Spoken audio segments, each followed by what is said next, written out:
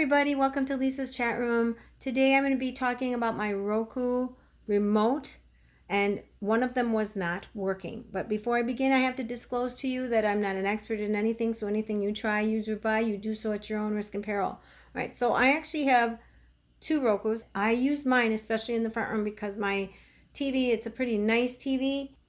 The YouTube doesn't come in very well, so I go through the Roku to get to the YouTube, and for some reason then it works fine. So I don't know why. But anyway, this one is a little bit different because it doesn't have the microphone, as you can see, and that's called a voice remote. So I'm going to explain that in a second. So this one's in the front room, and this one's in the gym, in my spare room in the gym. And the problem is this one wasn't working. And I replaced the batteries and I tried a few things and it was like, oh, forget it, I'm done. I've been very busy.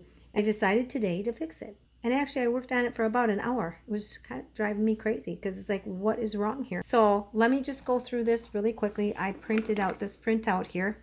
I actually copy and paste and put it into my own way so that I can look at it and see it the way I like it. So basically there's a few different types of remotes, and there's probably more, I don't know, but this is the older remote. This is the one that I have. Now this one doesn't have a pairing button. So the way you pair this is by pressing both the back button and the home key while you're trying to pair to the Roku. Most of the other ones though, they have a pairing button right back here, and then they have like a sensor button. So that's what you see when you pair. You can see the light flashing. And the difference between this one and this one is that apparently if you go through the directions, it says you do not need to point your voice remote directly at your streaming device when pressing the buttons, where this one I think you have to. And so mine is actually last year or the year before, so I'm not sure. It's 2023 right now, so I'm not sure. I think they even have another one that's newer, that's even more fancier. It has 1-2 button on here. Not sure how that one works. I'm sorry. If I ever upgrade, which I'm not going to because I can't afford it, but if I ever did upgrade, I'd do a video on it. But anyway, I sat there and monkeyed with it. And what you do is you unplug the Roku from the television and you unplug the USB from the Roku device. Then what you do is you take out the batteries. It says wait, I think 5 to 10 seconds here. Wait 5 seconds at least. And then what happens is you plug everything back in on the TV. As it's pulling up and the Roku comes on, you put the batteries in really quick and it should pair. If it doesn't pair, you press this button. Now what I did was, once I got it fixed, and I'll show you what I did to fix it. Once I pressed the button, I actually let it up. That's when it paired for me. Not sure why, but that's the way it did for me, and I'm going to show you. Watch, it'll show me wrong. But my problem was a little bit different because I went over and over and over, and I did that, and it just didn't work. So then I started to think. Now, the other day, I did a Swiffer WetJet app video, and what had happened was someone said their motor didn't work. So I just went and looked at more videos and found a possible solution, which was you open up the chamber of the batteries and you kind of push down these metal battery connector things so that when you put it back into the chamber, it has a good connection. And I thought, aha, that could be the problem here. So what I did was I got my handy dandy tweezers and I just gently pulled, not out, but just up, just enough to get these to have a better spring action. And that's what I did, and it worked. So I'm going to show you. I'm going to try to redo what I just did. I'm going to go in the other room. I unplugged the Roku and the USB from the Roku. Now what I'm going to do is I'm going to plug that in, and then as it's going, I'm going to put the batteries in here.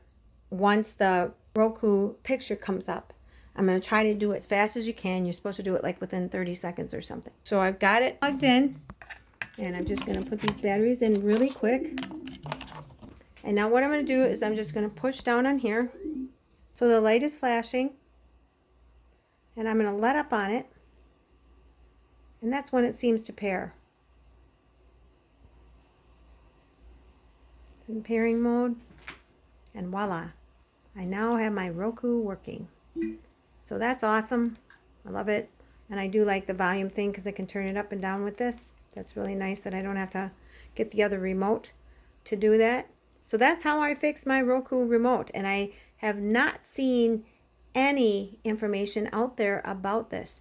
The other thing is the connector on the back. I just want to show you this quick. The connector on the back, for some reason, if I connect it to the top, it doesn't work. I don't know why. I think they're the same thing. I'm pretty sure they're the same thing, but it's not working. So I always put it on the bottom one. That I found out right away. And I just actually did that by accident. So it's like, maybe you could try to take and put your HDMI into a different port, and that might help you as well. So my Roku is now working again perfectly. I'm really glad that I got that fixed, and it actually makes me feel good when I do the problem solving and actually something works. Sometimes things just don't. All right, so those were the 2 hacks.